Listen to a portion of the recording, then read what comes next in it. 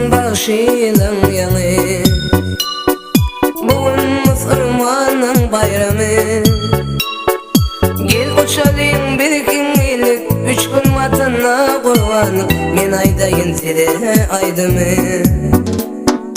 Yandansın başının yanı, bugün Müslümanın bayramı.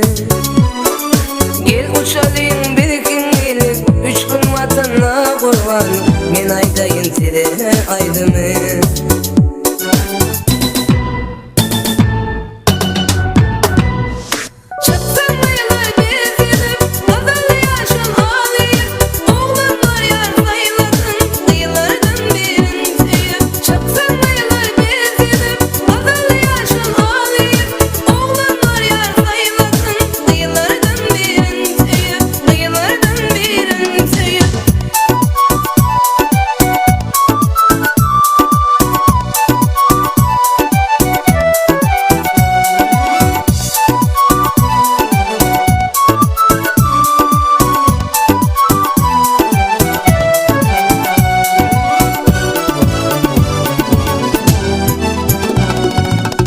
Uçalayım bir kimlikte, bir sada sinarım cepte.